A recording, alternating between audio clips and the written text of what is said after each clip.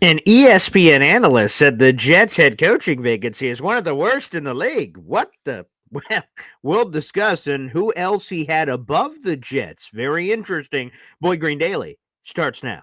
I'm going to lose my gosh-darn bananas. Boy Green Daily starts now. Zoinks!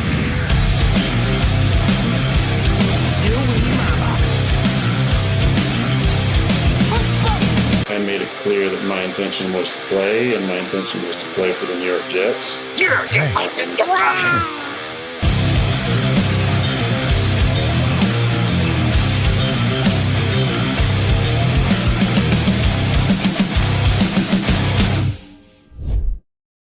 Good morning, everybody. My name is Paul Eston Jr., a.k.a. Boy Green. I'm the New York Jets digital reporter for Heavy.com. Welcome to Boy Green Daily, a daily New York Jets video show, also available wherever you get your podcast. Thanks for joining us. It's the weekend.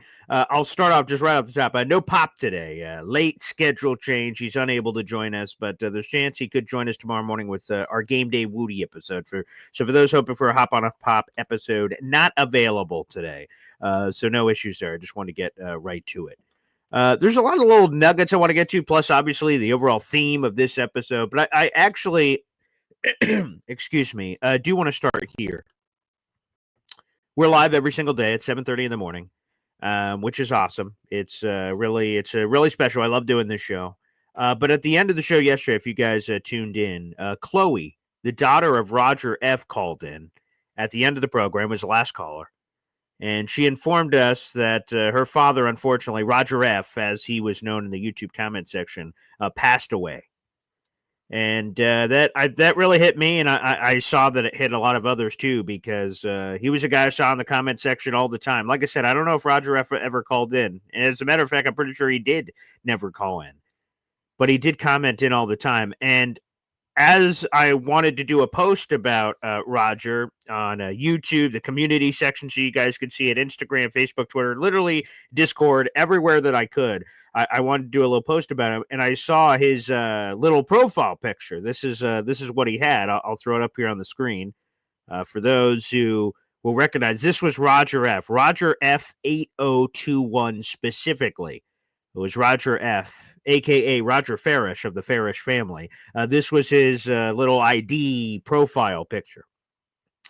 And again, I just want to give my condolences out to the family because Chloe's daughter called in. So again, I want to send my hearts out to the Farish family and Chloe in particular to lose her father. That's terrible. Absolutely terrible. Losing anyone at any time of the year, especially around the holidays, is absolutely terrible. And if the Farish family is still watching this morning, I wanted to, again, extend my condolences. And also, if there's anything that we can do, it was nice to put up this nice little post about Roger and say some nice things and hear other people that knew Roger F. to say really nice things across social media. But if there's anything we could do for the community to try to help or support with this sudden news, please, Chloe or any part of Roger F.'s family, please reach out. I wish I would have taken down some sort of contact information, but if you guys are watching the show, please, and there's anything we can do, please let us know.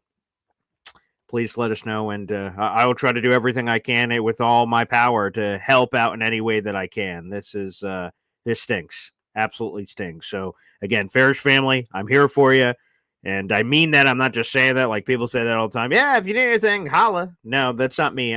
If there's literally anything that we could do to either help raise money or anything to help you guys in this time of need, please, please, please let me know. We'd love to help. So again, Roger F., as he was known in the YouTube comment section, a big part of our Jets community. He was a Boy Green Coffee Club member. That's how his family got notified about it, because you get an email when you get either gifted a membership or if it expires and gets gifted and all that jazz. So, again, if there's anything we could do to the Farish family and Chloe, his daughter, absolutely heartbreaking, tragic news yesterday. So I want to make sure I got that back out there because, that hit us all yesterday. So we're still thinking about you guys. Again, Chloe and the Farish family.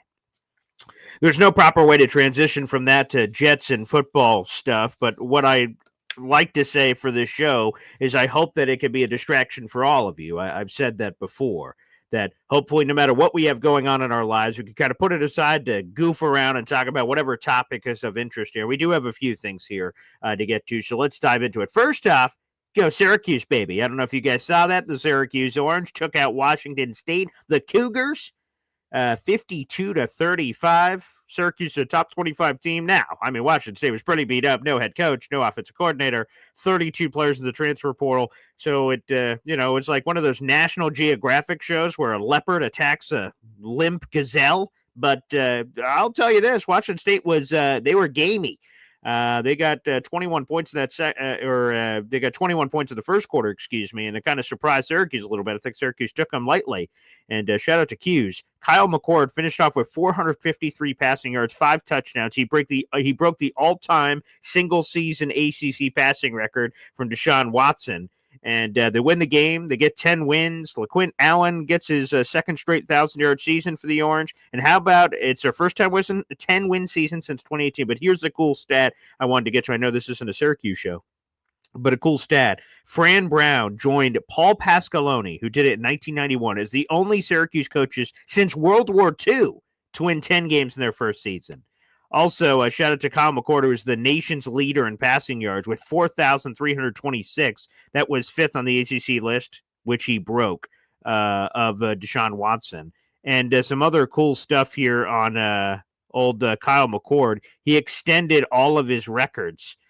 He had a bunch of records for Syracuse all-time. Passing yards, touchdown passes, completions, and attempts. He broke all of those and reset them. 4,779 yards passing, nearly 5,000-yard passing season in college. It's wild. 34 touchdown passes, 391 completions, and 558 attempts.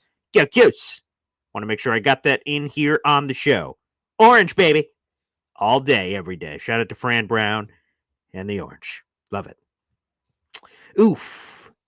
The money line had him at minus 18 for Q's. They won by 17. Oh, sorry. So sorry. I'm so sorry, Alan.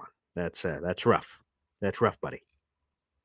So let's get into it here. I see we already have a lot of comments on the topic, and the topic is this: how attractive or unattractive is the Jets head coaching vacancy? Now, this article was from Bill Barnwell of ESPN, and you have to have an ESPN Plus membership to be able to read all this. So take that into account, but I'll try to give you as many details as I can without it. And by the way, Wild Wave saying Kyle McCord wouldn't be a bad day 3 option for the Jets. He actually is applying for an additional well, he already has applied for an additional waiver to play another year of college football to return to Syracuse. We'll see. That one's kind of hanging out in the air. I think he's going through the appeal process right now. But Kyle McCord is a fun player. Again, he had an ugly game earlier this season. It was the Thursday night football game. Big, massive matchup. Might have gotten, if they win that, Syracuse could have been perhaps in the college football playoff conversation. Unfortunately, they got blown out by Pitt, just destroyed. And Kyle McCord, threw 3 pick sixes in that game. Brutal. Absolutely brutal. And 5 pick. Oh, God, it was awful. It was awful. So he'll have to answer that when I'm sure he'll be invited to the combine and all that. That'll be a big question from NFL teams of what the hell happened there. And he will have to answer for those. He'll have to answer for those. But anywho, on the NFL head coaching list here, Bill Barnwell threw this together.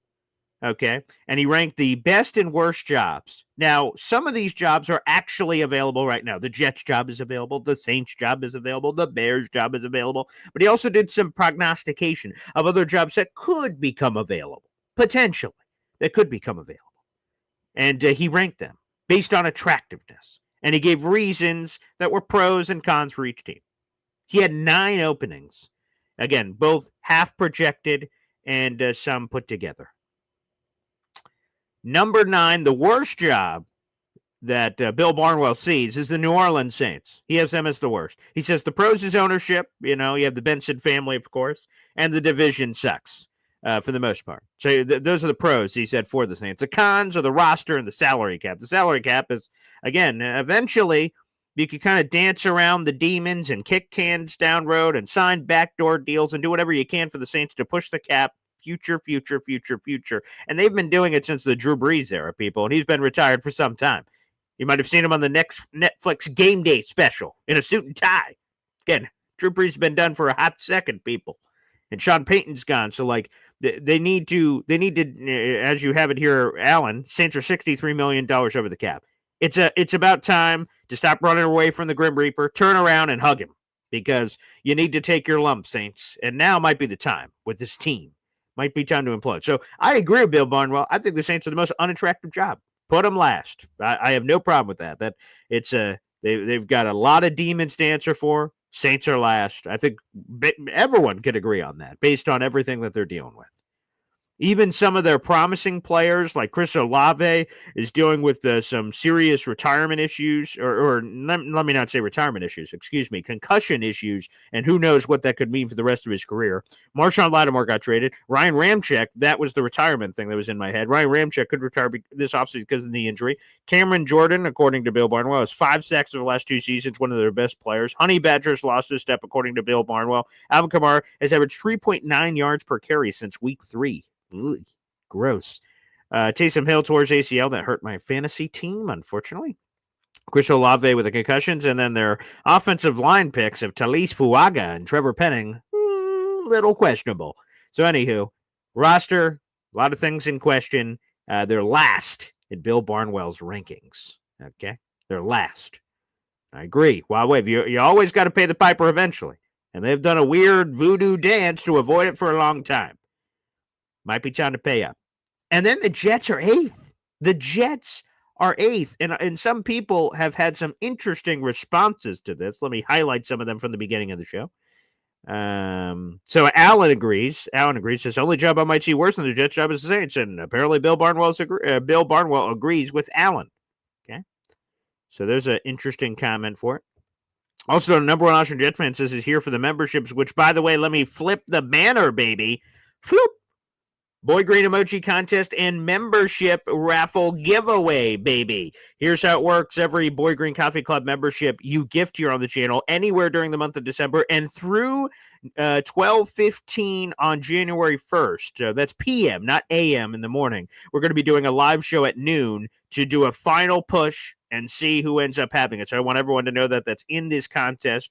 To be aware that we are extending it, not just to midnight, because I know people are going to be doing all kinds of holiday festivities. So we won't be doing this just till midnight on December 31st. Instead, we're going to be opening it up to give you guys an opportunity when you're all sobered up from all the alcohol you guys will be drinking while watching the ball drop.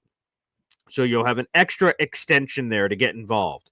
By the way, our number, so whoever gives the most memberships wins a custom emoji from Snowball, and you can either take that for yourself or gift it away if you prefer. That's up to you.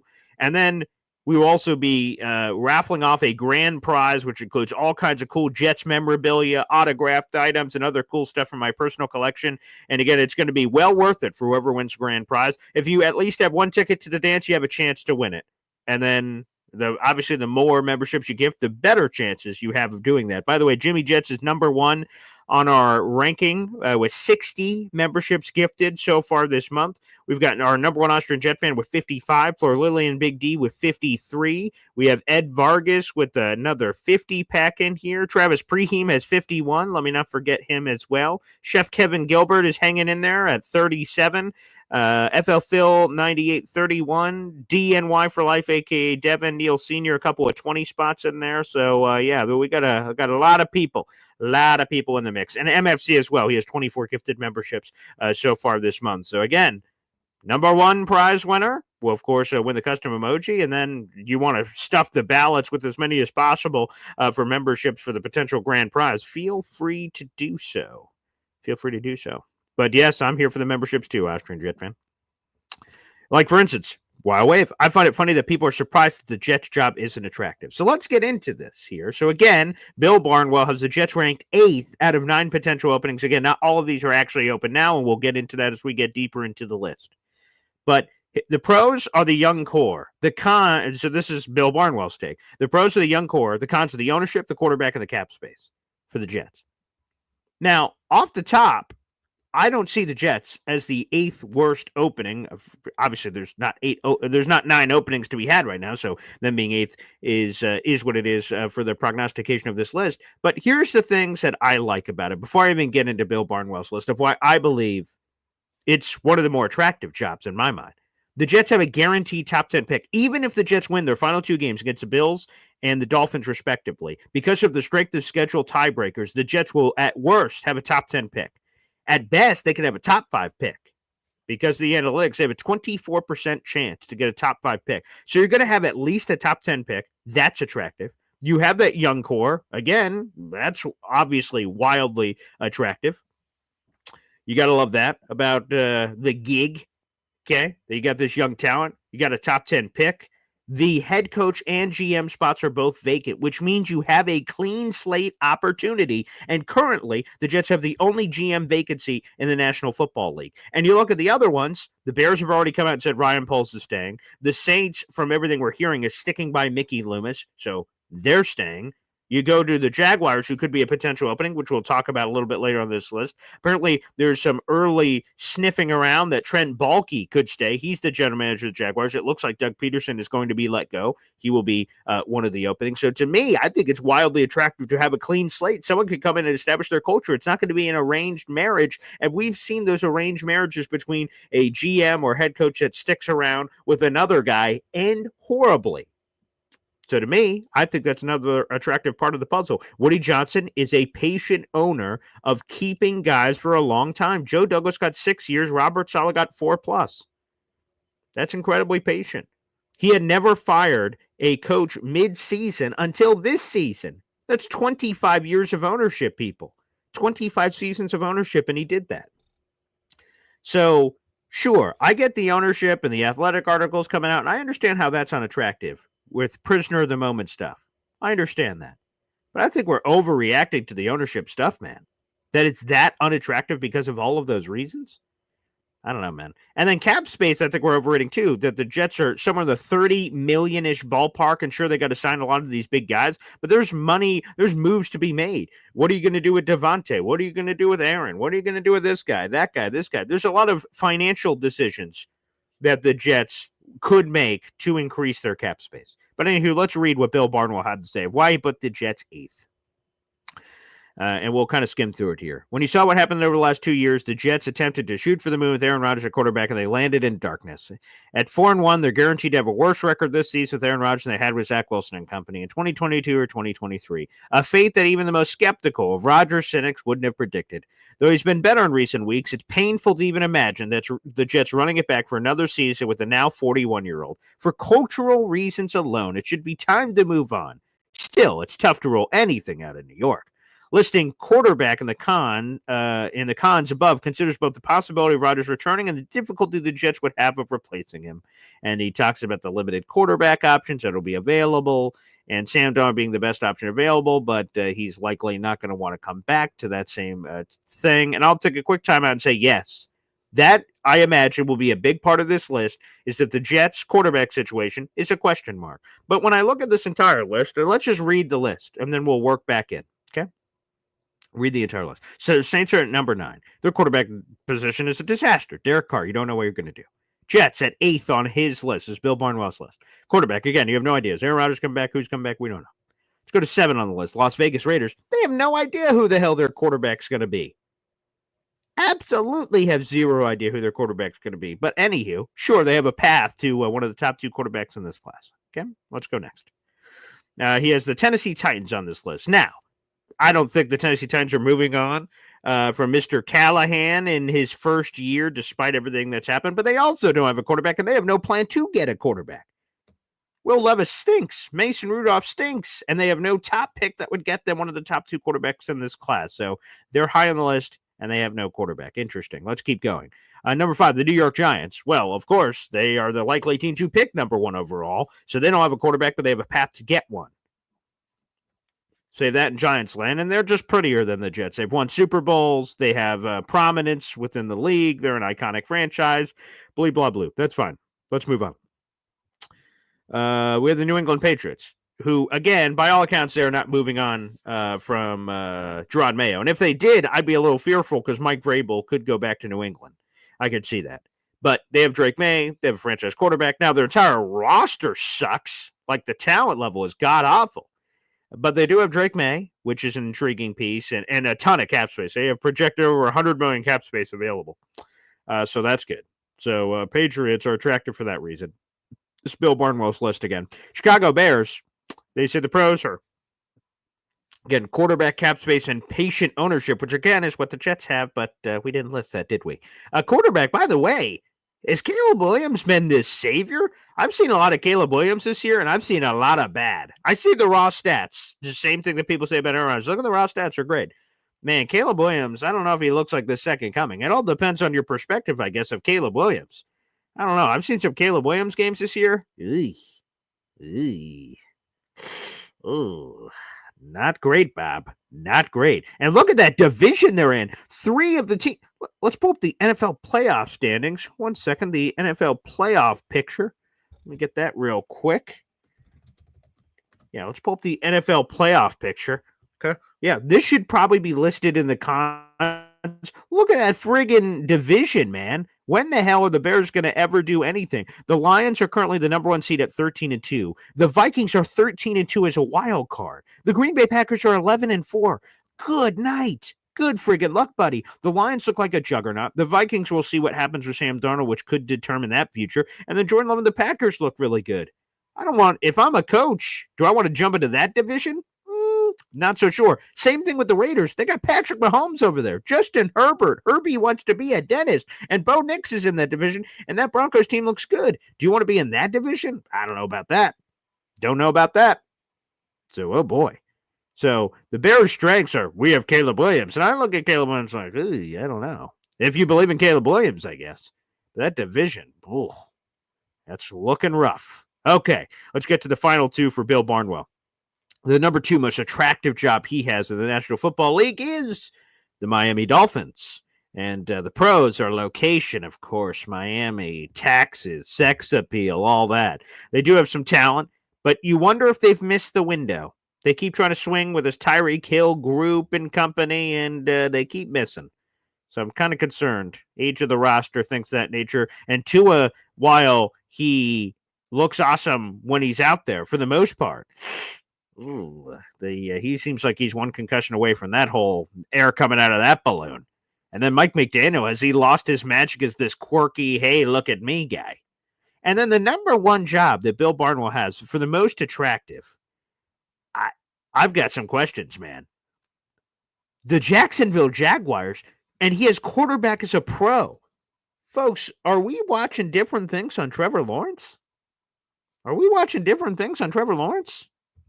I brought this up before. This is not the first time I brought this up. Trevor Lawrence, this season, 11 touchdowns, 7 picks. He has not had a season with less than 7 interceptions. And so he would have been on pace to break some of his interception records if he didn't get hurt. 11 touchdowns, 7 picks. Last year, 21 touchdowns, 14 picks. He has 1 good year on his career. That was in 2022. His second year, he had 25 touchdowns, 8 picks. Every other year has been gross. His rookie year, 12 touchdowns, 17 picks that people like to wipe away with him. And he is the 2nd highest paid quarterback in football. You have to eat that contract. When you pay someone that kind of money, they're supposed to be a difference maker of putting your team over the top. He's being a difference maker of putting his team lower. And you're paying that $55 million? Who in God's green earth would want to sign up for that, have Trevor Lawrence, and have that $55 million per year around your neck? The 2nd largest contract for a quarterback ever. I don't know, man. Talks about the weak division. The Titans are bad. The Texans, well, you don't know. And the Colts are bad. So, yeah, okay, I'll give you a weak division. Patient ownership, I don't know. Shad Khan. Another top pick, which means nothing. They've done nothing with these top picks. I don't know, man. He said, and his cons are culture is rotting, the significant spending, their general manager being hooked on with. I don't know how that's the most attractive job. That ruins the list for me. How are the Jaguars the most attractive job? I don't see it at all. I see them as one of the most least attractive because of the Trevor Lawrence thing being tied to your neck. So this is where I lose it. Now, I'm biased. I'm a Jets guy. I'm wearing a Jets shirt. Homage, shout out, by the way. Homage links in the description. I'm wearing a Jets hat. I'm a Jets guy. Boy Green. Green is from the Jet fandom. So I'm biased, and I'll admit that. But I'm not saying the Jets are the most attractive job, but one of the worst. And most of these jobs, I don't know if they're even becoming available as Bill Barnwell prognosticates. But I don't know, man. I don't see how the Jets are one of the least attractive. Does ownership weigh it down? Sure. But all the way to 8th? I'm not sure if I'm there. They've got a young core of talent. They've got money, and they're going to potentially have more money depending on the moves they make. They have a top 10 pick. Sure, quarterback is a question, but quarterback's a question for a lot of these teams. A lot of these teams have great quarterbacks, don't have an opening. Why? Because they have the quarterback figured out. So the Jets are in the morass with everybody else who also hasn't figured out quarterback.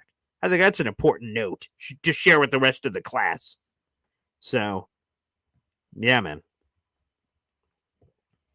Austrian Jet fan said Vrabel linked to the Patriots. That's what scares me, baby. About if you're a Jet fan and you're like, I want Mike Vrabel, and there's a lot of you out there. Jake Esmond's a massive Mike Vrabel supporter. You don't want the Patriots moving on from Gerard Mayo. So what's today? Saturday? The Patriots play today against the Chargers. You don't want the Patriots to get pistol whipped against the Chargers because that could make New England ownership going, you know what? This team is not looking right. We fire Gerard Mayo. I think Gerard Mayo stinks as a coach. So I want the Patriots to hold on to him as long as possible and allow the Jets to get whoever they want out of this cycle. And if Gerard Mayo wants to be fired next year, great. Okay, the Jets already got their guy, in theory, whoever that is. So, yeah. If you want that, the other one people were talking about is Las Vegas. If they move on one and done Antonio Pierce, which again, that just seemed like a silly hiring at the time that they were force-fed to do because of players on the team saying, if you don't hire him, I'm leaving. And the Raiders like, okay, we'll hire him. And now he sucks. You're like, okay. And apparently Tom Brady, according to The Athletic, is going to be helping with the recruiting of a head coach to the Las Vegas Raiders. So that could be a Vrabel spot too. So keep an eye on that one. Alan, random comment here. Connor Rogers, Trevor Sickman had Kyle McCord as the 9th best quarterback prospect. Cool. I love that. Okay. I have not seen the quarterback episode yet, so I'll have to watch that. That's great. Snowball. This coaching job needs a riverboat gambler, someone who's confident and thinks he can beat the odds. I think that's a good way to put it, Snowball, because, again, I'm not pretending that this Jets job is perfect because it's not. But I think one of the other pros that no one ever talks about, us fans probably talk about it a fair bit, is if you win here, you're a god. You walk on water. Rex Ryan was the freaking, look at that. He's got a book. Yeah, look at that right there. Play like you mean it. You always see the book in my vision when I'm not blocking it with my eclipse fat body. Okay, you're seeing that. Okay, when you win here, you are a god. You walk on water. Everyone loves you. Now, when you lose, the heat gets turned up like nobody's business, but that's what we need, Snowball. You're right. We need somebody who's got the cojones to say, oh, I see the Jets job. Everyone's running away. I'm running toward. If I fix that, I'm great. And again, it's not a dumpster fire from a talent standpoint, so you don't have to squint very hard to see it. But you have to have a vision. Vision. That's so important for this coach coming in. And we will know it at the introductory press conference, of, at least from how they portray that vision, of like, what is the vision? What's the plan? How do you fix this thing? I'll be very curious once the Jets hire whoever that is to see what it is. But it is going to take some more confidence and some chutzpah to take this job, to believe, and to go after it. I should not be surprised, I guess, that Alan, that he agrees with the Jets being at 8th, while Wave agrees with them being 8th. I do not. While Wave says, Woody sucks, cap space, and Rodgers. Well, let's talk about a few of those. Okay, Woody sucks. It is what it is. The ownership ain't changing, so it is what it is. Cap space, they're around $30 million, and they can make massive moves. For instance, Devontae Adams I want Devontae Adams back. So you'd have to rework the deal. But he's got 36 some odd million non-guaranteed. You cut him, you get all 36 of that million in change. So all of a sudden your cap doubles. So I don't think the cap space is as bad as people make it out to be. And plus we don't know the line of which the cap is going to be at. So let's keep that in mind. And when you bring up Rodgers, you can look at Rodgers as a bad thing if you want to, or whatever thing, which I'm assuming you're listing as a con. The Jets can move on from Aaron Rodgers, and there's no guaranteed money left in his deal. So, sure, there's a dead cap hit you will have to answer for at some point, but you can move on from Aaron Rodgers, and you have the control. It's not like Aaron Rodgers has control. I would agree with this more as a con if Aaron Rodgers had the control. He had this floating option that he could choose to exercise. That would be like, oh, geez, Aaron Rodgers is holding us hostage. The Jets hold him hostage. They have his rights. So I kind of push back on that.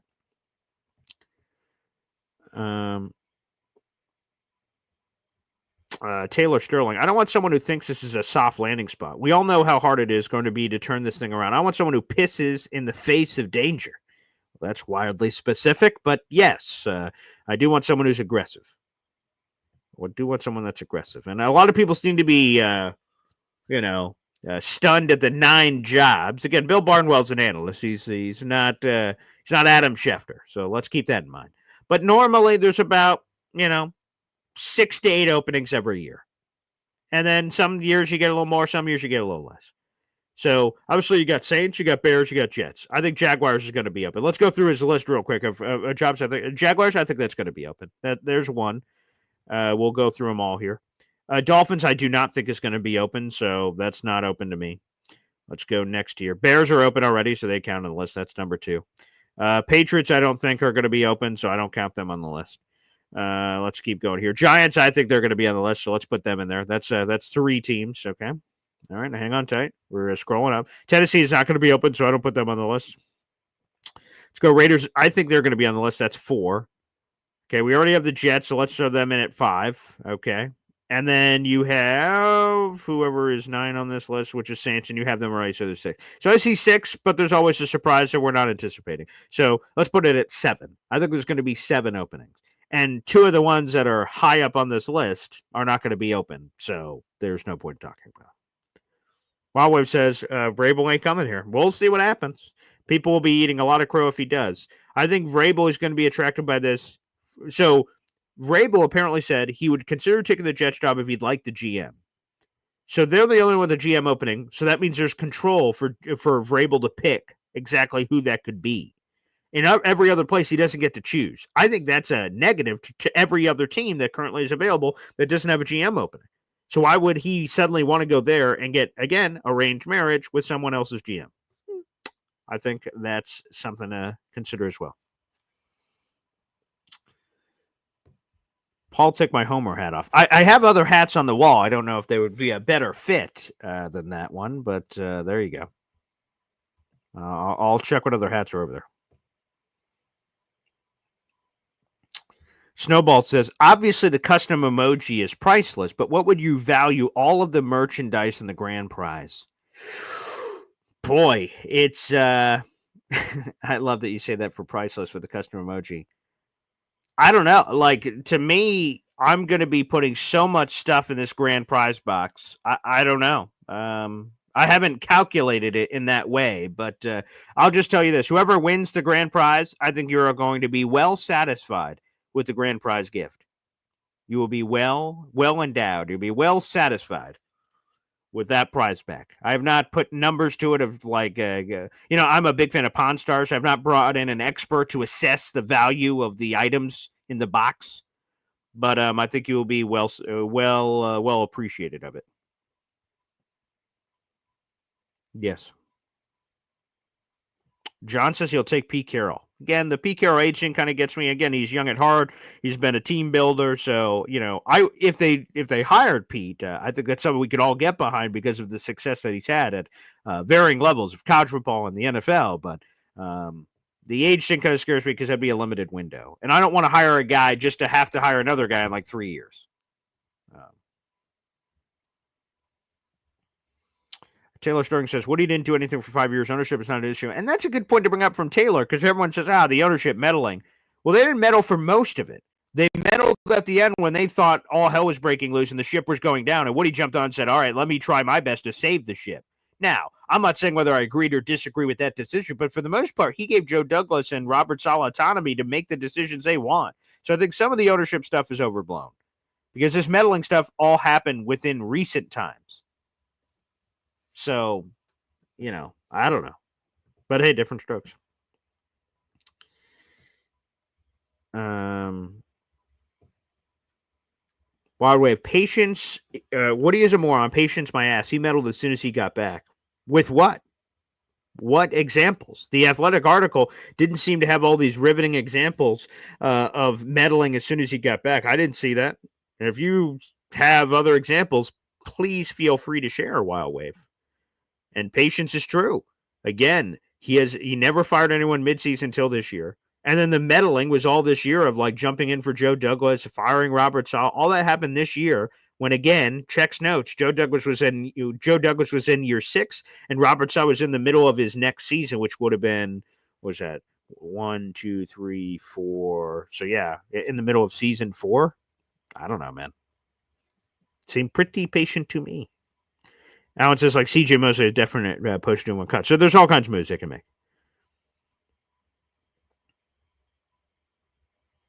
FL Phil 98. I can imagine the final flurry of gifted memberships trying to beat the 12:15 p.m. deadline stamp on January 1st, 2025. Pop is a marketing genius.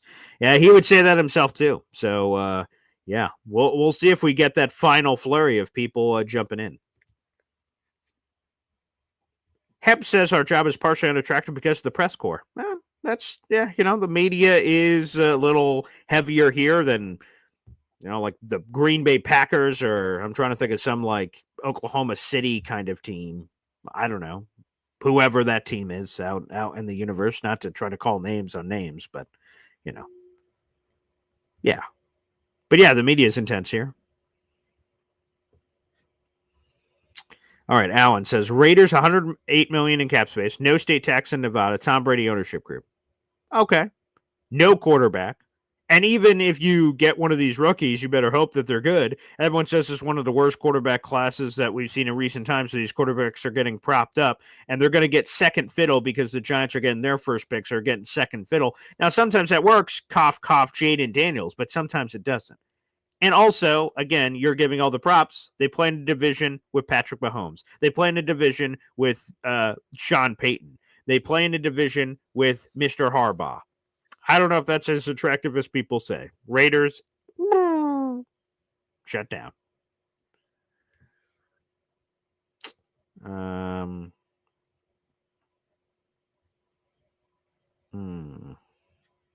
Alan says, if I'm the Patriots, I'd fire Mayo and hire Vrabel. May number 2 pick, which could bring back May number 2 pick. May, you have Drake May. The number 2 pick would be up for sale, which could bring back Hall and $132 million in cap space. Also have some really nice pieces on defense. I think if open, that's the best job. Yeah, if I'm the Patriots, I would do that same thing. I'd hire Vrabel. They'd probably take Travis Hunter, though, to be honest with you. I don't think they trade it, but they probably could trade it for a Hall. But yeah, by everyone's situation, by everyone's expert opinion at this point, it appears that the Patriots are going to be sticking by their guy. They don't want to look desperate, apparently. I have the NFL cap space projected for 2025 because I know we have questions on that. There it is from Hep. What's Jacksonville's cap situation next year? They're projected to have $46 million, which is just above the New York Jets. They're just above the Jets on the rankings list. So it's a $14 million difference. They're at $46 million. Jets are at, well, let me round up. Jets are at $33 million. The Jaguars are at $46 million. So that's a $13 million gap. And like I said, there's moves for the Jets to be made. That's where they're at. Trevor Lawrence has absolutely been a disappointment.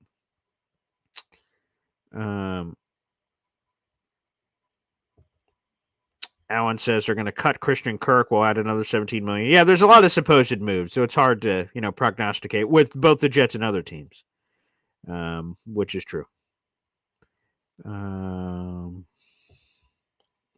Easy. I would have kept Sam Darnold, trade back that first round, second overall pick, and gotten a boatload of picks. I will be honest. I was on the draft at quarterback ball club. I went back and forth on it, but ultimately I settled with resetting the market and then trading Sam Darnold. That's what they did. So I can't go back and say I would have done this, that, or the other and went for a Jamar Chase or a Micah Parsons or this guy or the boatload of picks. Obviously, that in hindsight, that would have been the smart thing to do. Who knows if Sam would have ever found it here, but yeah, that would have been the move to make. That would have been the move to make.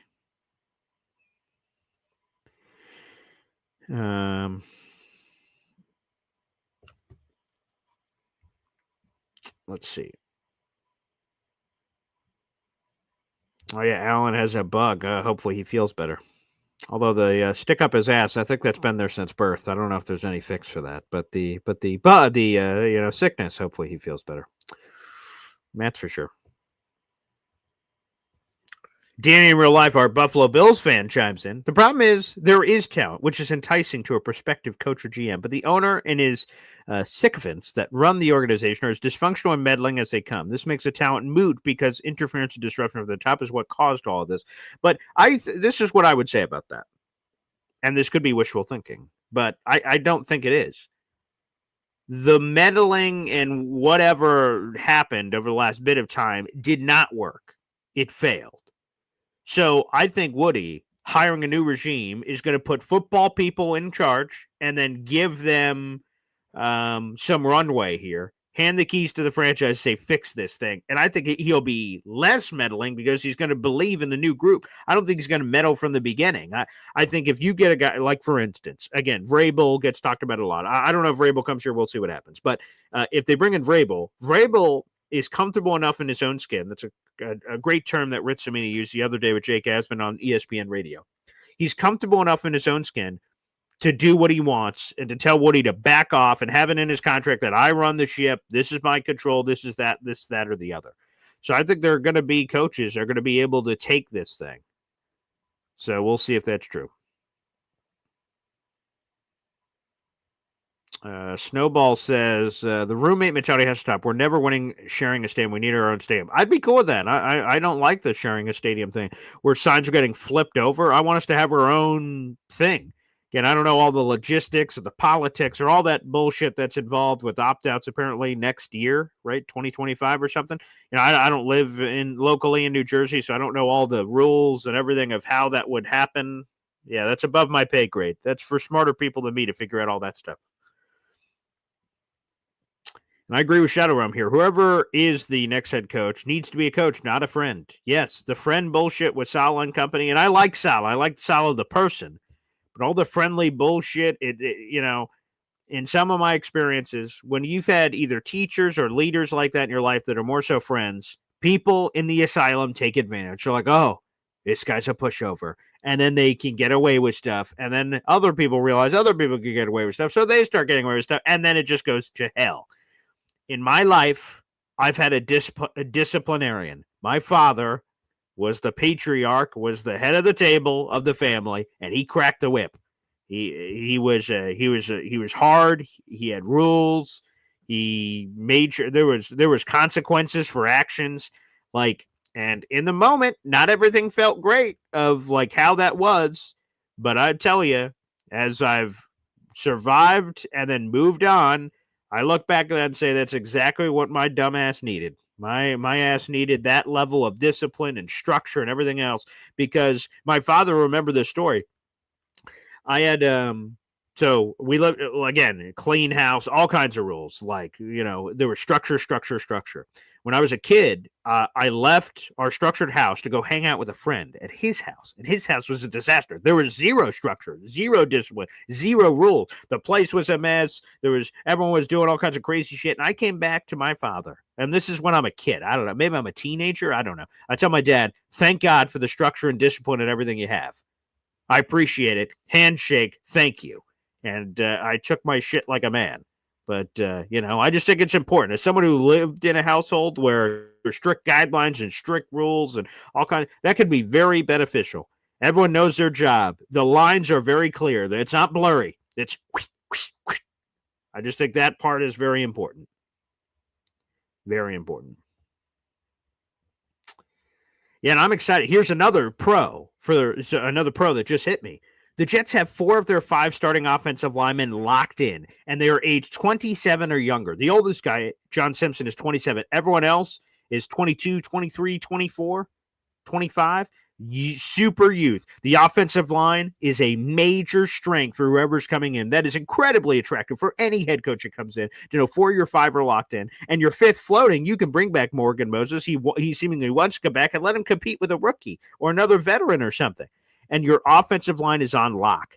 Garrett Wilson, superstar wide receiver. Breece Hall, very talented running back that's got potential. You've got 4 of those 5 on the offensive line. You got some promising other running backs in the room. Defense, Will McDonald, Sauce Gardner, Quinnen Williams, Quincy Williams, Michael Carter II, Sauce Gardner. Like, man, you got pieces to operate with. And I think that big piece is you don't have to say, geez, we got to fix the offensive line. The offensive line, it's fixed. You just need a right tackle. Can you find one guy, one offensive lineman? I think so.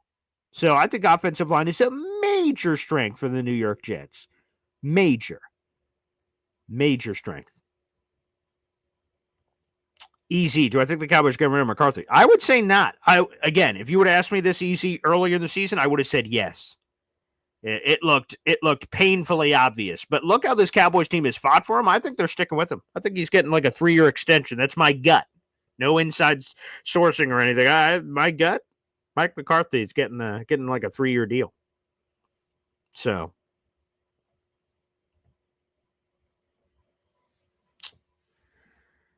Wild Wave. Woody forced the firing Mike LaFleur. Touche. He didn't like what was happening with LaFleur and basically forced that one. Ain't no damn 5 years. Woody's the one that picked Zach too. I don't believe that. Then owner saying, yeah, this is my quarterback. And what, did he fall in love with the pro day? Nah, I'm not. I'm not buying that. I'll buy the Mike LaFleur thing. Absolutely. He forced Salah's hand. It sounded like he probably wanted Ulbrich on too, which Ulbrich was terrible that first year. He's like, well, somebody's head's going to roll because this is bullshit. So, okay, I'll give you the meddling on that one. Touche. But I'm not doing it on the Zach thing. Wow, what are you, Joe Douglas apologist? Come on, man. Joe Douglas picked Zach Wilson. That was Joe Douglas's biggest thing. If Zach Wilson hits, Joe Douglas is still here with a multi-year extension if Zach Wilson hits. He sucks. That was a foreshadowing. Once he failed that, there was really no ever coming back from it, even though he got another whack at the pinata. So, yeah, man. I think McCarthy stays. I agree.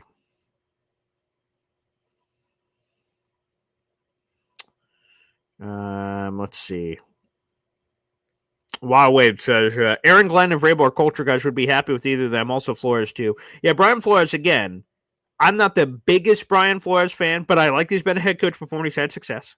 He had 2 winning seasons. I think that was 9-7 and 10-6. I think he had the shitty year the first year. So he has had coaching experience. He's a New York guy, so kind of coming back home, hopefully learning from his mistakes earlier in his career with the Dolphin stuff. Again, I've said it a million times. The things that kind of get me a little bit on old Brian Flores is the terrible relationship with the players. That's not good. You need your coach to have a very good relationship with the players. And again, maybe it's just Miami and your quarterback as well with the whole Tua disaster.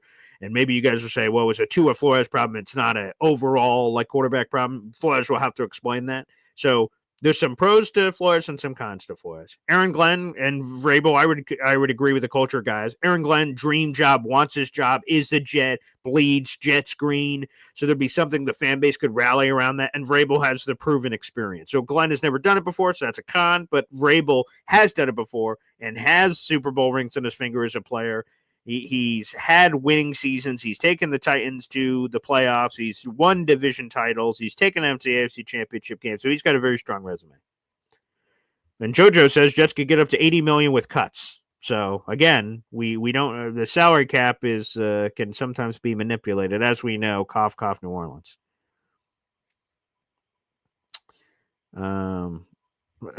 Alan says the stick up my ass will never be removed. That's good. Hey, that's a personal choice. It's a personal choice. Todd, what is the Jets third string quarterback's name, and are we giving up on him? That'd be Jordan Travis, and I said it on the show yesterday. It doesn't look good for Jordan Travis. It doesn't look good. If Aaron Rodgers comes back, it definitely doesn't look good for Jordan Travis because you have Aaron Rodgers, you have Tyrod Taylor, he's going to be here next year, and then a new regime coming in is probably going to want their own developmental guy. But maybe Jordan Travis impresses them. I don't know. But my current prognostication does not look good for Jordan Travis. It does not. He'll be on the 90-man roster for whatever that's worth, but because it's cheap team control. But we get to 53-man roster cutdown time. We don't know, obviously, who the coach is going to be, all these other questions. But he could be a practice squad guy, maybe. Or maybe a developmental guy, depending on the room, right? Maybe you move on from Rodgers, but you have Tyrod and Jordan Travis and either another rookie or another veteran competing with Tyrod, like a Justin Fields or something. I don't know. There's paths to it, but my gut right now says no. Our boy Jack here. Jets haven't interviewed a GM in 10 days. Yes, so it ended up proving true, apparently. Tom Pelissero shared that the Jets were going to take a mini break for the holidays. And someone else said that the Louis Riddick interview was supposed to happen this week. So it looked like Pelissero was the one who was right on the mini break for the holidays. So they'll be back in that. Yeah, the Detroit Lions people are getting a lot of love here for sure. Salah was too friendly. I agree with that. Wild Wave. I played around the cap, which you could do on a lot of these great apps out there. I got up to 90 million, 97 million, depending on how you handle Adam. So again, the Jets could create a ton of cap space. They get a lot of cap space. They can get a lot of cap space. Shadow Realm. Do you think anyone loved Belichick? I bet they love winning, though. I'm sure a lot of people, let me not say a lot. I'm sure people did in the same way, not to compare my father to Bill Belichick, but, I think there are people that really love structure and discipline and shit. And, again, not being friends with their coach. They want to win. There is a clear superior you.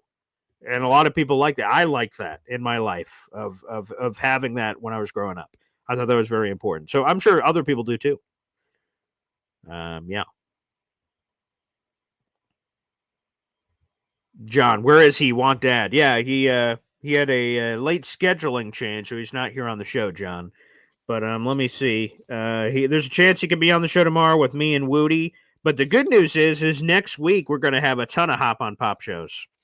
So keep an eye on that. I guess I'll just let the cat out of the bag. Yeah, I'm going to visit my pop, so we're going to have a lot of shows in person. So I'm really looking forward to that. So 1, 2, 3. We at least have 4 Hop on Pop shows next week, all in person. So that's coming up next week, people. For all the Hop on Pop lovers, it's coming. Wow, Wave. I would definitely sign up with Dimitrioff and Vrabel Glenn. Hell yeah. Thomas Dimitrioff. Again, you look at the resume, you're like, holy shit, how has this guy not been a GM in a couple years? He got that great run with the Falcons. I think that was 2008 to 2020. Again, took a team to the Super Bowl, got the quarterback pick right with Matt Ryan. Drafted, made a major trade up in the draft, and then so that's bold. And then hitting on the pick, which was Julio Jones, who's going to go into the Hall of Fame one day. So picked a Hall of Fame wide receiver and saw through basically his entire career. You got the quarterback pick with Matt Ryan. There's a lot to like. A lot to like on Thomas Dimitrioff. Yeah, not everything was perfect. Obviously got fired at some point. But yeah. Nate's like, did your family end up winning the Super Bowl? We did not. We did not. No Super Bowls to report on that success with my family structure. That did not happen. Lazard is the big cut. I agree. Allen says not named Adams. Mosley's post June 1. Only says us 4, 8.7 DC. Yeah, there's a couple of moves coming up. There's some moves to be made. Obviously, you're going to get money off the books. There is dead cap money that will exist beyond some of these players, but obviously Hassan's going to move on, so that's going to be big money going elsewhere. DJ Reed, you won't be paying him. He's probably going to go elsewhere too. There's a lot to be discovered there. FL Phil 98 said run blocking needs to be improved. Again, interesting. This goes beyond my means. But the run blocking has been terrible, so it does have to get better. Rich Samini said an NFL personnel person spoke with him and said that they believe that some of the Jets' run blocking issues is scheme-related, not player-related. So I said, oh, interesting. So maybe that's wishful thinking from the NFL personnel guy, but no doubt that it does have to improve, FL Phil 98. I'd like to see that be a foundational piece of the offense moving forward is the run game and getting to that, and then unlocking the play-action passing game. Big Green said, I remember my dad saying, this is a dictatorship, and my response was, this is America. No tyranny. He said, not in this house, which is, I don't know if my father ever said it like that, but we did have a few moments where I'm like, America, and he went like, gave me the look. I'm like, oh boy, never mind. Yeah, Jerby says, hopefully a new O-line coach will fix that, which is, again, what Rich Samini seemed to indicate. Yes, and everybody, a couple of things here. I will be resharing. So again, if you're a Boy Green Coffee Club member, you're not in the Discord, stay tuned to the YouTube community channel. After the show, I'll be posting a fresh invite link in there. If you are a Boy Green Coffee Club member, you'll be able to click that and join up with us on Discord. And we're unlocking a lot of new perks, including, here's a new one we just came up with. It's called Paul's Sack. Paul's Sack. That is exclusive to Discord. And there are two things here. Number one, we'll be doing YouTube shows where I answer exclusively Discord questions. So if you're a member of the Boy Green Coffee Club, you, of course, will have access to the Discord. And Discord, there's threads where you can submit questions. We'll be doing mailbag episodes here on the show where I'm not answering any of the questions that are coming from the chat, but instead we'll exclusively make it a part of the Discord. So people that are Boy Green Coffee Club members, which is only $2.99 a month, I'll be answering those questions. And another cool perk is we're going to be having a lot of big-time guests on the show this offseason. And I'm working on someone from NFL Network joining us to talk about the GM head coaching openings. And I will be taking special questions from the Discord on people that want to ask questions to that guest. And I will let everybody know in the Discord a heads up who that guest is going to be. And you guys can submit your questions in for that awesome guest. And I'll ask them on the show. So that'll be another perk of Paul Sack. Shout out to Jared B for coming up with that name, but we will be submitting special mailbag questions that you guys will be able to ask those experts so you guys can be even more involved in some of our interviews. So I'm looking forward to doing that this offseason. Again, another perk of being a Boy Green Coffee Club member, and there's more stuff to come, which I'm really excited about. Let's keep answering some of your comments here, and then we will open up the phone lines here in a second. Johnny Football believes Tom Brady is going to hire Vrabel. We'll see. We'll see if that's true. Yeah. Ace of Spade. Has Justin Fields reached his ceiling? Can his accuracy be coached up? Obviously, it can. Look at Josh Allen. His accuracy was god-awful in college, and it got coached up, so it can be. I'm not so sure that Justin Fields can ever reach it, but I'll be honest. If the Jets move on from Aaron Rodgers and they're just trying to have some fun and give me some, let's see what happens. Justin Fields would be kind of a fun dart throw to see what he would do with an offense. I don't know how successful it would be, but if the Jets are kind of kicking the can, they don't know what they're doing at quarterback in 2025. Justin Fields is a random dart throw, and then you try to figure out the quarterback conversation in 2026. That's possible too. Hep says, imagine Salah gets a Super Bowl Green Bay. There's a lot of Jets. So LaFleur's with the Rams, Darnold's with the Vikings, Salah's with the Packers. Joe Douglas went back to the Eagles, it looked like, for the rest of the season, some sort of executive role or something. And obviously the Eagles have a lot. And Aaron Glenn's a former Jet. You got a lot of Jet-ish things to see in the playoffs. That's true. My wife said, actually, with all his cap maneuvers, he got up to $101 million in potential cap space for the New York Jets. There you go. So you never know. Dave Briga, 28-3 doomed Dimitrioff. Of course, and that changed a lot of perceptions of blowing that Super Bowl and not actually winning the Super Bowl. So getting a team to the Super Bowl is as great as accomplishment, not winning it, which they should have, could have, would have won. And who knows what happens. Now, that's too bad for Dimitrioff because, like, obviously, once you get your team to the Super Bowl, it's on the coaches to deliver it for you, and they did not. So there you go. Johnny Football, compelling case. Hire Josh McCown to make Darnold an offer he can't refuse. Yeah, if you're a Darnold truther out there, what you want is the Jets to hire Flores, the Jets to hire Josh McCown as the OC. He's only the quarterback coach out there with the Vikings, so that would be a non-lateral move where you could swipe him away and then bring in Darnold, and then we have the double hair flip, and then you get them back in the fold. That would be the package. Brian Flores, Josh McCown as OC, Sam Darnold. That's if you're a crazy Darnold believer, that's how you do it. That is how you do it. That would be the plan for people that are rooting for that to happen.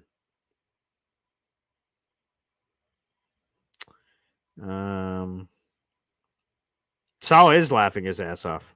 Paul Sack, yikes! Like a mailbag sack or something. I guess I don't know. Yeah, baby, slap the like button, boys. Give this man some props. Hell yeah. Stumbo, it's Paul's mailbag. Yeah, that's another way to put it. That is correct.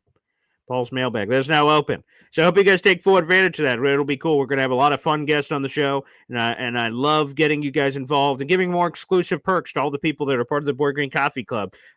Again, $2.99, making it as cheap as possible is super important, and also you guys getting the bang for your buck. So you're going, yeah, I love being a supporter of the Boy Green Show because we get so much out of it. That's what I hope.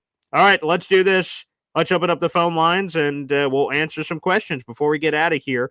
On December 28th, baby, here on a Saturday, we got Bills-Jets game day tomorrow, a Woody episode, and also, like I said, perhaps my Hop on Pop will be popping on as well. We'll see what happens. We'll take a quick hep time out, and your phone call's next. Boy Green Daily, Boy Green Daily, Boy Green Daily. Talking just football, man. Boy Green Daily, Boy Green Daily, Boy Green Daily. The New York Jets Football Club. Wow. Offense, defense, special teams. Watch the Super Bowl season with Boy Green. Jets, Jets, Jets. There he is. That's Hep, baby. Phone lines are now open. That is youtube.com/BoyGreen25. We have over 300 people in the room. Like the video, hit subscribe. If you'd like to call into the show, feel free to do so. Again, if you're watching on our Heavy on Jets Facebook page or my Twitter account at BoyGreen25, again, we appreciate it. Make sure you guys continue to watch. We appreciate that so much. But if you want to call in, that is on youtube.com/BoyGreen25. And another reminder, the scrolling ticker, baby, has all the details on how you guys can give channel memberships and get involved in our big giveaway coming up at the end of the month, baby. Again, every Boy Green Coffee Club membership you give, which is only $2.99, you could send that on in, and that'll add to your raffle ticket total. And also, we count super chats for people who are unable to gift membership. So if you guys send in your massive super chats, those will be converted over and count towards the raffle as well. So keep it rolling, baby. Let's go to the phone lines. We got Easy here on the show. What's up, Easy? I need some more ground cumin for my chili. Oh, I'm so sorry. Yeah, well, hopefully you'll be able to get that here very shortly. Oh, look at that. Wow. Okay. Oh, yeah. Is that a frying pan that you're cooking the chili in? Yep. See this? That is the secret to making chili. That is what makes chili taste like chili. Everyone thinks it's all the hot stuff in it, but it's the cumin. That is the most important ingredient to give it that chili smell and chili flavor. Interesting. But, okay. Yep. Is this a one-shot meal, or is there going to be leftovers to this? What's going on? What do you think? That's a 1.6 pounds of ground beef. Oh, okay. I guess that's one meal. No, that's. I'm going to eat 1.5 pounds of beef in one day. I'll have a friggin' heart attack. Well, at least you'll go down happy, which is all we can hope for. Yeah. No. Right. Anyway, based on what we were talking about, there's always a bunch of surprises on Black Monday. I think there could be 8 or 9 openings. Really? I can't tell you what specifics they are, but there was always a few owners who really thought that their team was going to be way better than it was, and they'll just take a flyer on, hey, let's just see what the hell else is out there. So it could be. I mean, probably not, but But there is always surprises. I agree with you. Every once in a while, you're like, whoa, oh my gosh, them, right? The Dolphins a couple years ago with Flores, that was a shocker. Jay Glazer the day before said, watch out for the Dolphins. A lot of people went, shut up, Jay Glazer. And then they fired him and were like, whoa, okay, here we go. So you never know. And the other thing is, like, what are the Browns going to do? That's a good point. Kevin Stefanski. Yeah. I don't think they've come out and said anything on him yet, so I'm not sure. I don't even think Stefanski knows what's going to happen. Yeah. They had a very disappointing season with their defense. Are you kidding me? All the talent on the roster. The roster is really good. Oh my God. They're the same thing as the Jets. Super loaded with talent and shitty coaching. Yep. Well, the Deshaun Watson thing, I think, really tanked him, probably, particularly. Well, that guy's just. I don't know Fully what the hell happened contract. to him. Yeah. Maybe he only plays well when he has happy endings during the week. Who the hell knows? I mean, he needs the release. Apparently, he should probably find more constructive ways to find that release. That'd probably be for the best for him, I would suppose. But I liked your take on Sam Darnold coming here. If we could get Josh McCown and company. Yeah. I think that's if you want that to happen. I think that's the path. Yeah, hire Flores as head coach, Josh McCown OC, and Darnold. I don't think so either, but if it was to happen, that would be, to me, the best path to be able to do it. I mean, they're either going to trade Darnold and go with J.J. McCarthy, or and when they do, if they go with J.J. McCarthy, if I'm Sam Darnold, I'm going to the Rams. I'll sit for a year behind Stafford, or they might just move on from Stafford because he's older now. And then Stafford could be a free agent. So if I was Sam, I'd go back home if I had the opportunity. I'd go to L.A. because they got a good squad there and good coaching. And then if he stays in Minnesota, which I think at this point Minnesota would be insane to let him go, because now he's still a young quarterback and he's figured it out. I mean, it's obvious he's finally figured it out. I mean, he's got one of the best receivers in football, if not the best receiver in football, in Justin Jefferson.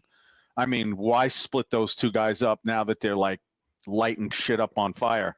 That's true. This is what everyone thought Sam Darnold was going to be. So they got lightning in a bottle. I mean, you keep him, and then that makes J.J. McCarthy trade bait. That's what I would think. But again, if I'm the Vikings, I'm keeping Sam Darnold. Darnold looks awesome. He looks like a perfect fit for this scheme. He's Kevin working. O'Connell has a great It's relationship. He's great. 27 years of age. I would do everything in my power. While, again, we all have plans in life. Sometimes you have Yep. they had a plan where J.J. McCarthy was going to be the guy in 2025. He got hurt. Sam Darnold was awesome. They're like, shit, well, we had a plan, and then we got punched in the face in a good way by the surprising Sam Darnold thing. So, I would say you got to make a pivot. The Jets drafted in the 3rd round a guy named Tank Marshall for the defensive line. Sure. Tank. This is going back. They drafted in the 3rd round. Tank Marshall. You know who they got in the 6th round that year? Who's that? Joe Klecko. Tank Marshall got hurt. They put him on IR. And now Joe's in the Hall of Fame as a Jet. See? Anything can happen. Sure. Yeah. See, I bet you guys didn't know I knew about Tank Marshall. I did not. That's a good call. I love that. Watch those Joe Klecko interviews from way back.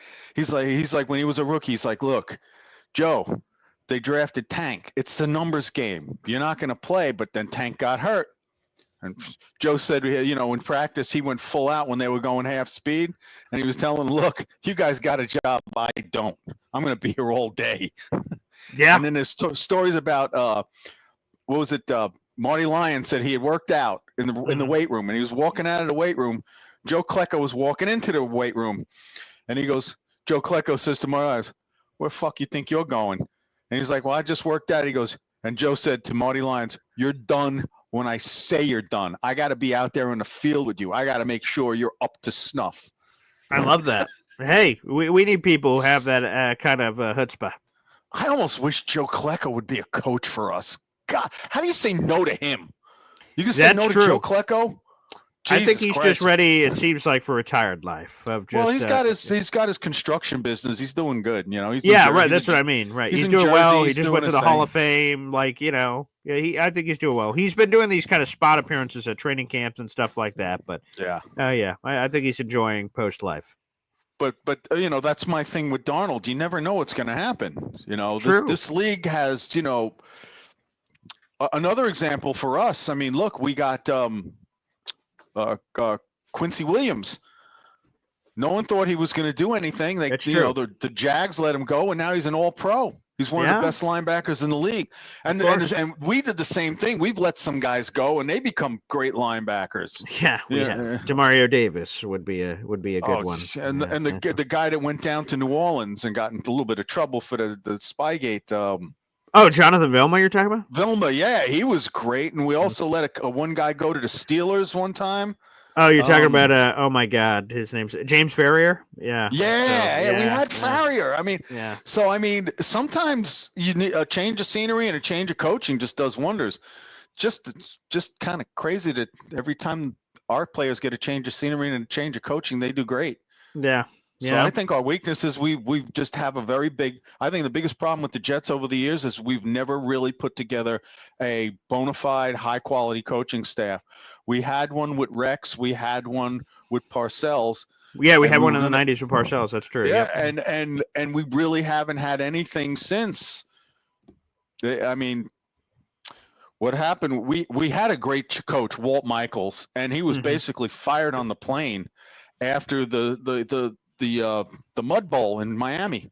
Yeah, I saw that in the sack exchange. They still don't know why he walked away, whether it was on him or whether it was the team. No, he was fired. Well, yeah, Hess was pissed. They had a lot of rumors. I'm saying at the end of that ESPN sack exchange, the players say they don't know what happened. They have all speculation and rumors of what. Well, he got all pissed off on the plane and got drunk and stuff like that, and I think that's what pissed off Leon Hess.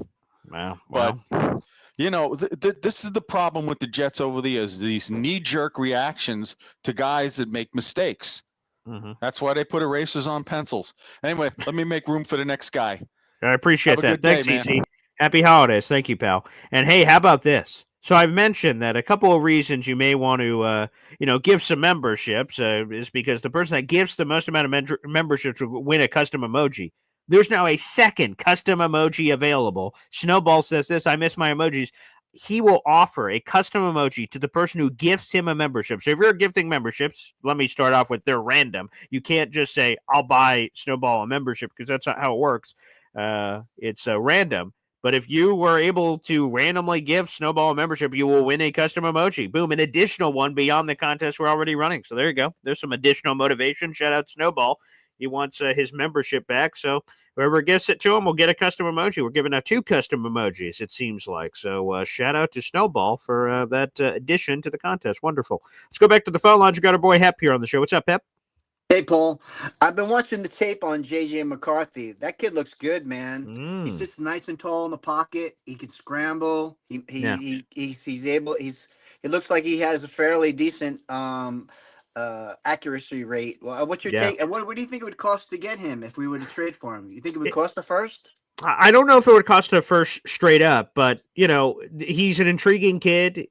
To me, he has this intangible of an it factor. He's a winner. He's been a winner everywhere he's been in his life. That part I love a lot. He seems to have a moxie about him, which is really intriguing to me. Again, the key ingredient to McCarthy potentially even becoming available is the Vikings signing Sam Darnold long-term this offseason. If that happens, I think J.J. McCarthy could be had if a team calls up and sees what happens. Again, my offer the other day was a first-round pick swap, and it would be massive. The Jets are sitting at 9th, I think, technically speaking, right now at this moment before they play their games because the Bears lost on Thursday Night Football. But if the pick swap, so they pick at 9 and the Vikings are at like 30th right now, so that would be a massive pick swap, and then you work out any other ancillary details beyond that, but that would be the main piece of it to me, is a first round pick swap where the Vikings get a top 10 of the draft, get another win now piece, and they have their own new quarterback in Sam Darnold. But I love the kid a lot. I'd be intrigued by it, especially in a weak quarterback class, to be able to get your guy who draft experts say would have been the number 1 quarterback in this class. It's all just fascinating to me. It's really interesting. So again, but the prerequisite is, of course, if the Vikings sign Sam Darnold long term. If they don't, if they franchise tag him or obviously move on from Sam, then obviously J.J. McCarthy's going to be their guy moving forward. So we'll see what they do. But yeah, watch the tape, people. He had that final college season, 15-0, national championship with Michigan. There's a lot to like there. Yeah, he definitely is something. I was really surprised when I watched the tape on him, because he really, for a tall, lanky guy, he reminds me of the guy who used to play for the Atlanta Falcons. The tall lankiness. I forgot his name already. Matt Ryan. Oh, Matt Ryan. Oh, yeah. Oh, Matty Ice. Sure. Yeah. Yeah. He reminds me of that kind of build a little bit. And, which I like. Yeah. Yeah. So anyway, I'll see you on the rebound. Have a good one, guys. All right, appreciate it, Hep. Yeah, so more on the J.J. McCarthy stuff. Again, fascinating. He would be again, we're talking about creativity to answer some of the quarterback questions. What would be here, there, the other where. That's one that isn't among the obvious, like a draft situation or a free agent situation. It's a trade, which makes it more complicated. But that'd be one I'd be very, very, very intrigued by. All right, let's go back to the phone lines. We got our guy, the legend himself, Neil, joining us here on the show. What's up, Neil? Good morning. Hey, Paul. How are you? Excellent, my man. All right. Nice Saturday. We got a lot of football today. Yeah. Football tomorrow. For sure. Crazy. Anyhow, couple things I want to talk about. Sure. Just in general. When you really think about the fan base, Joe Beningo, Fireman Ed, Ira. Yeah. I put myself in there. I've been 56 years plus. I think you're a part of that club, Neil. And I never missed a game. I never missed a preseason. I never missed a snap of Jet football. When guys try to talk to me on the chat and they talk about a situation in the game, and the guy says, well, I was shopping with my wife, so I didn't really see that part of the game. I said, well, don't have a discussion with me then. If you didn't see the game and you don't watch it, why would you even have a discussion about it? Get out of here. Yeah. Really. So every one of those guys, Paul, and you can ask anyone, they want to run it back with Rodgers. Not one of them is going to say, I don't want Aaron Rodgers back. And, I went back. I don't know. I was flipping through YouTube and looking at all this drone crap that's going on in Jersey, which quite frankly is pretty spooky. I got to tell you. Yeah. What's going on with these drones? It's pretty freaky. I mean, they showed one shooting laser beams out, and they show one big orb, and nobody has any explanations for this. It's pretty nuts what's happening here. But anyway, I bounced around. I went back to the Jet Buffalo game. Oh yeah, week 6. We didn't have Devontae yet. Correct. Rodgers is throwing balls all over the field to Garrett Wilson. I mean, they were in sync. Mm-hmm. They were moving the ball. Look, Aaron Rodgers is really still good. I mean, I don't understand where people are looking at this guy and saying he's washed, he's this, he's that. There's so much that goes into his personality that really creates the negativity. And really, Joe Beningo put it perfectly yesterday. Look, this media poll, I know, I don't want to. I appreciate that. Okay? But, dude, Rich Cimini is garbage. Okay? He's a piece of garbage. Okay? Brian Costello, Yes. piece of garbage. These guys are not, they're media people who are not looking for the Jets to do well. They don't want to, they want to, Rich Cimini comes on. No, Rodgers has only got a 10% chance of coming back. Oh, Woody said he doesn't want him back. You didn't talk to Woody Johnson. You know what I'm saying, Paul? Yeah. They don't know what the hell's happening. They're just floating shit out there in the sky. They're just floating it out there to get everybody to pick up their articles and have them on and everything else. And frankly, do you really want to tell me that when it comes to Jet football knowledge, you want to listen to Rich Cimini and Brian Costello, or do you want to listen to Joe Beningo, Fireman Ed? Who really knows these teams? Ira, Mick, guys that know this team, Paul. Okay. And I'm going to tell you something, man. Okay. Woody Johnson could say whatever you want about the guy. He went out there and he delivered us Aaron Rodgers. Got on the plane, went out there, he delivered him. Now, for a guy who spent so much money and devoted so much time to getting Aaron Rodgers, do you really think at this point he's just like, screw it, let's just get rid of him? Do you really think that's on his mind? Because in reality, he wants to win. Yes. And we are not winning anything next year without Aaron Rodgers. I don't give a shit who you plug and play. We're not going to win more than 5 or 6 games. And I will tell you this also. Aaron Rodgers is going to play next year. I don't see any reason why he's going to stop playing football. Okay? He's not after his 500 touchdown. That don't mean shit to him. Okay? He does not want to leave this game. It's not like he's got a wife and kids waiting for him.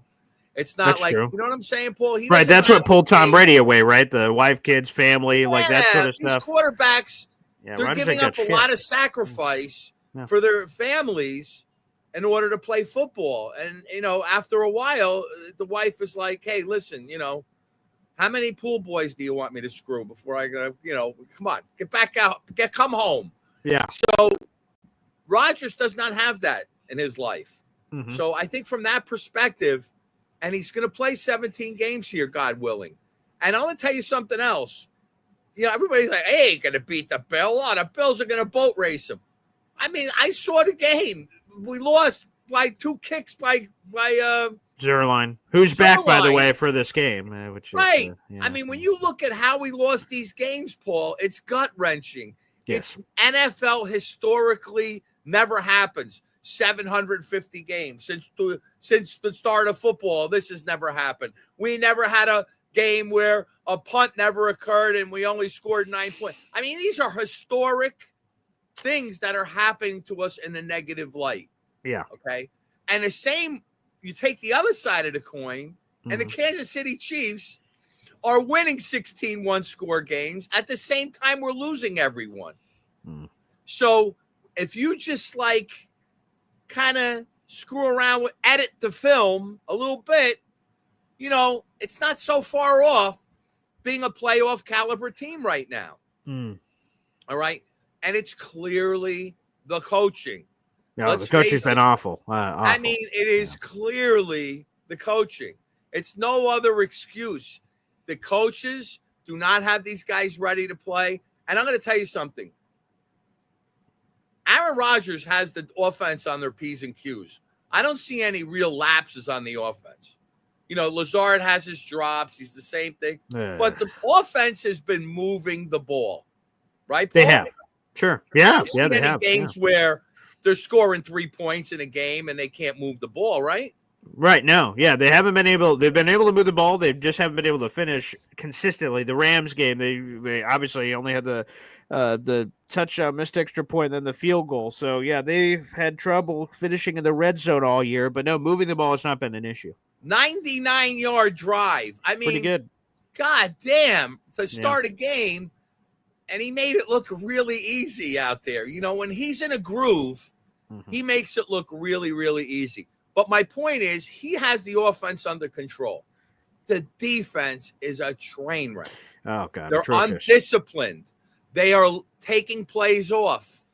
Okay? Quincy Williams, what's this thing he does? Quincy. We haven't seen that in a while. Oh, I mean, I saw it 2 or 3 times all season. When Edwards just says he's a pro bowler, what is he doing? Is he at the strike and spare? He's the only pro bowler he could be is at the bowling alley. He's no Pro Bowl linebacker right now, Paul. Let's face facts. He stinks. All right. Every time I see him in on film, he's trailing a tight end that weighs 260 pounds. He does not cover well. He's not around the ball. He hasn't gotten a turnover all season. He hasn't made a pick. You know, linebackers, he's a will linebacker. He's supposed to be making those kind of plays.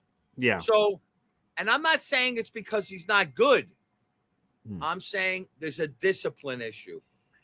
Somebody has to put a stick up their asses and say, listen, guys, you're not going to perform for me. You're going to be looking at the bench. Okay. I'm going to replace you. Okay. You're not just a guaranteed have a spot here and you could take a nice cup of coffee here and and point at somebody else when you don't do your job. So too many guys are not doing the job. There's too much talent that's not performing up to their capabilities on defense. I mean, could Hassan Reddick be that bad? Apparently, Jesus. I mean, apparently, and let me tell you something else. Hassan Reddick is kind of cancerous because he's kind of lollygagging out there, and it's acceptable. Where stupid ass Oprah continues to run him out in his rotation, and he's out there doing nothing. So what's the incentive for other players to do something when they see this guy out there making nothing, dancing around out there? I mean, you know, it's all about motivating. It's all about things, and it's essential. And Joe said it yesterday, and I can't really stress it anymore. We have to get coaches with experience. We cannot, no Ben Johnson, no shiny objects. We got to get a guy with experience that can handle this god-awful media, that can handle New York, that can handle the criticisms, and that's going to be who's the guy? Vic Fangio? Is that who's the Miami coach? On the Minnesota defensive coach. Oh, Brian Flores. Tough. Yeah. Guys, you know, gonna stick it up somebody's ass if they don't do the right job. Yes. Chucky Gruden. Boom. Same way. And obviously we all want Vrabel, right? Vrabel. I mean, we all want Vrabel. I mean, again, Vrabel, it would be the perfect match. I don't believe he's going to the Raiders. But Joe Beningo said it right, and I'll tell you this. You guys that don't want Aaron Rodgers back, beware. Because he was going to be on another team, and he's going to take Devontae with him, and he's going to make a run with another team because it's so jet-like to happen. And we're going to sit here with our thumbs up our asses with Tyrod Taylor and some rookie quarterback throwing picks all over the field and us being frustrated, and he's going to be hoisting one possibly. Because I'll tell you, how about him with the 49ers?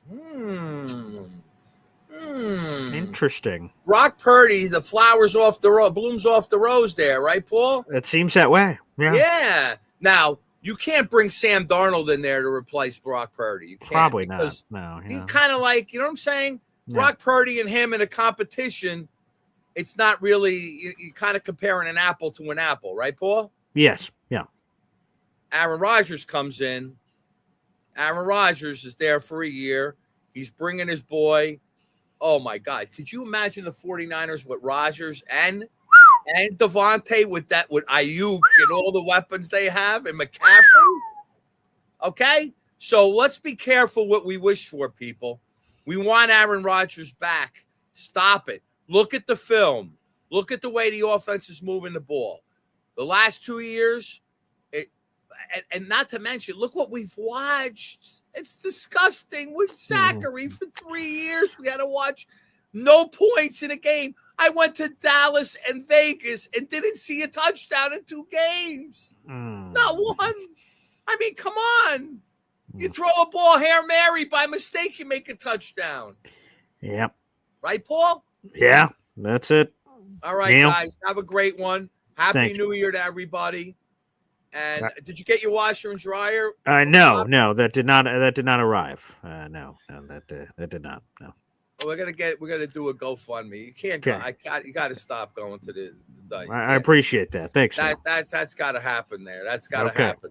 I got to have a talk with Pops. Okay, please do. He might kick my ass, but you can't kick my ass through a screen. That's it. That's a good difference. I just want to make sure I never run into him. That's true. Avoid. I don't that's right. New Hampshire.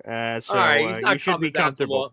He doesn't get to Long Island much. He does not. Imagine. He does not. No. Okay, so good. I think you're covered. So, and you'll protect me, Paul? Of course, Neil. How could I not protect you? Okay? I appreciate You're that. my guy. I appreciate All right, that. everybody. Have a good one.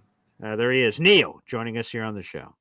My only question is what Hep said here. All this ass talk, thumbs up asses, sticks up asses. What's going on here? Is Neil looking for a date? Hep says, a lot of ass talk.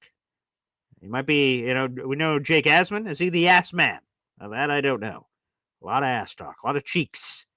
A lot of cheeks and things getting stuck in places. Not really sure what's happening there. But anywho, I respect it. But yeah, it's the phone lines are up on youtube.com/boygreen25.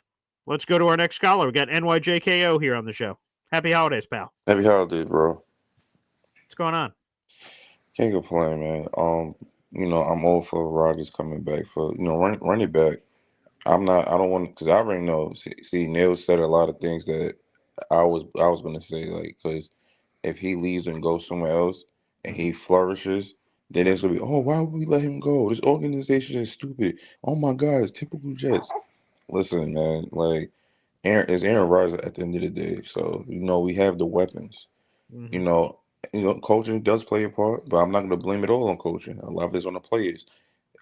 The coach not out there dropping passes. That's number one. Number two, the coach not out there missing tackles. This is all on players.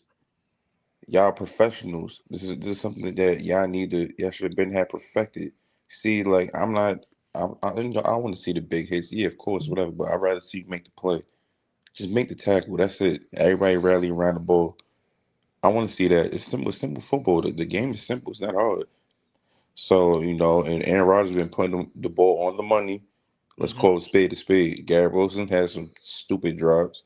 So, I can understand, why he throws tantrums sometimes when he's not getting the ball. But still, bro, I done watched Aaron Rodgers throw a dime to you and hit both hands. And you don't come down with the ball. I've seen the ample times ball hit you in your chest where he's catching the ball with his chest as opposed to catching it with his hands. Let's go back to the Pittsburgh game. Could have won that game. Should have won that game. Sure. Defense the defense had to tighten up. That was supposed to be our strength. Our defense has been terrible. Terrible. The only bright spot on our defense, honestly, is Will McDonald. Yeah, he's been nice. He's been our bright spot on the defense. Shout out to Jamie and Sherwood. Nice season for the young man. Yeah. And I was gonna get something. Jamie and Sherwood, them two. Jamie Sherwood really just got thrown in. He really didn't have first team reps. No, he wasn't even supposed to be a starter. Exactly. So he looks good. As far as the offensive line, we have to tighten up because it'd be a little leakage here. It was at a point a lot of leakage here and there in the beginning, but now you see them coming together. They're picking up the stunts and picking up blitzes. Which I felt Fashanu should have started from the beginning. Yeah, that would have changed some things. I always felt that he should have started from the beginning. Timmon looks good. AVT looks good. Well, we already know what he was able to do, and people be failing to forget that this is his first full season that he played in 2 years. Yeah. So let the guys grow together. Let's bring in another offensive lineman, another rookie this year at a guard spot or at a right tackle spot, because I think we need a right tackle.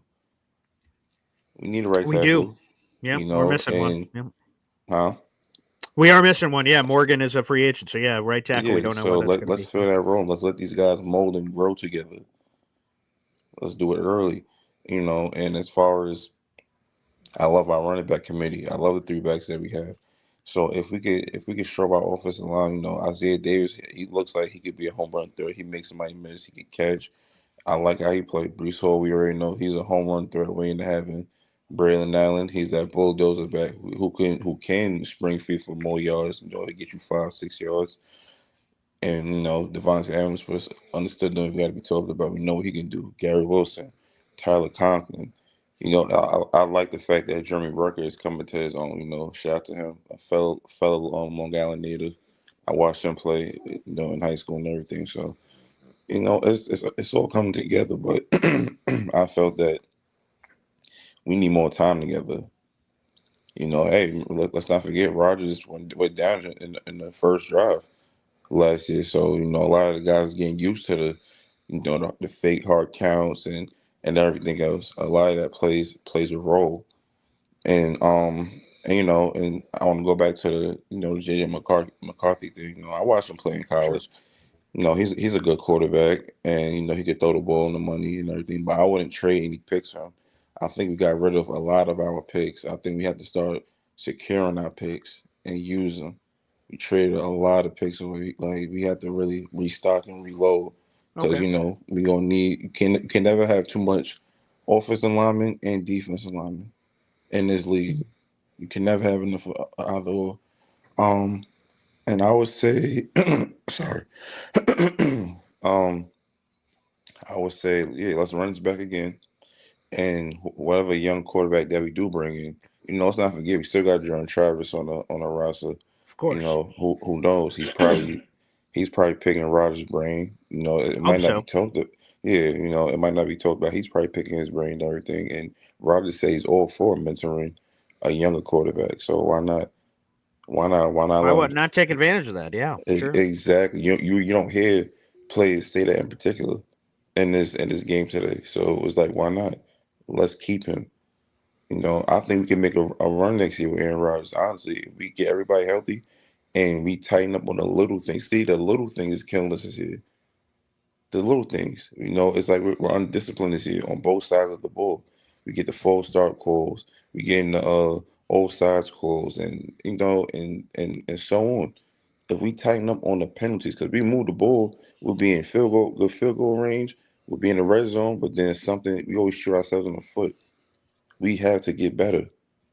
And honestly, if we're gonna bring coaching, of course, I'm all for Vrabel coming in because if anybody paid attention to his tenure in Tennessee, he brought them guys to the AFC Championship game. He did with Ryan Tannehill And at quarterback. Yeah. thank you very much. That's number one. And that defense, and he had them guys playing with their hair on fire.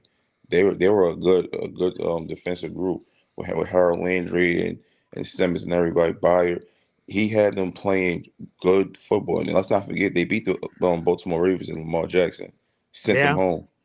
Yeah. So everybody Crazy. needs. But then at the same time, if it's true about the guys answering to teenagers, Woody Johnson, if it's truth to that, nobody's gonna want to come in because they're gonna be like, this is a joke, it's a circus. What the hell is a teenager gonna tell me about this game I've been doing before he's even thought of? If that's like, come on, like that's ridiculous. That's crazy as hell. It If is. That's wild. if that's Yeah. going on, nobody's gonna want to come in. And even down to it, Bill Belichick said he had wanted to come here again. He offered his services before going to the UNC job. Crazy. Yeah. And the Jets said, pack it, buddy. Wow. How? See, and look, and this goes to show you, it's the management, it's the upper guys. That's what it is. Woody Johnson, that's who it is. Because we had Bill before for what, a couple hours, and he decided to just take his time to New England. Mm-hmm. That tells you something right there. Listen, Woody, you didn't play football. That's number one. You didn't play football. I played football. I know the game. I know what I want. I know what plays fit my system. Let me handpick my players. You see, every other team let their coaches and the GM bring their guys in. Mm-hmm. What's the problem? What's wrong? And then I'm reading that he wanted this player bench and that player bench. That looks crazy in the media. That looks crazy. To where if the job is vacant, a coach not going to want to come in if they seeing all of this. So so it's a lot of things that we gotta look at ourselves and be like, you know what, all right, yeah, all right, it is us. We can't blame it. It's Woody Johnson. Woody Johnson got to cut it out. Look at the past plays that we had, the James Farriers, and we had some phenomenal plays there that we That's just true. kicked to the curb. We just Yeah. kicked to the curb like they were nobodies. Yep. We didn't mold them at all. I'm still like I told you, I'm still like even shocked about the whole Leonard Williams situation. How we just let him go. Yeah, we traded him to the Giants. And he went over there and bowled out. Then he's in the man caught a pick six against us. And this is what I be saying to myself. This is what I say to myself. I know they be laughing like, yeah, bums. They let me go to. I listen. I would have a whole lot to say too. Cause like, how dare you? I'm a talent. I can play, and y'all just sat there and kicked me to the curb for pennies. Like I'm not nothing. Demario Davis. The list goes on. We had some homegrown players that we just said, oh yeah, I don't want them. Let's get them out of here, and they go somewhere else and flourish. Well, hopefully they can fix that problem, NYJKO, because, again, homegrown talents and building it from the foundation are massively important for the New York Jets present and future. There's no question about it, which brings us back to the original topic here of the attractiveness of a head coach opening for the New York Jets and the rest of the National Football League. Where do the Jets stand? I'll let you guys continue to debate it in the comments section. Feel free to let us know. Again, Bill Barnwell had the Jets at 8th out of 9 potential openings. Again, there are not 9 openings right now. There's only the Bears, Saints, and Jets respectively, but more expected to occur at the end of the season. For instance, potentially Vegas, potentially so many others could potentially be in the mix. We'll ultimately see what's going to happen there from that perspective. Everybody, thanks for joining us here on a Saturday. We'll be back for a game day episode tomorrow morning here on Boy Green Daily. Thanks for tuning in. We'll see you then. Peace.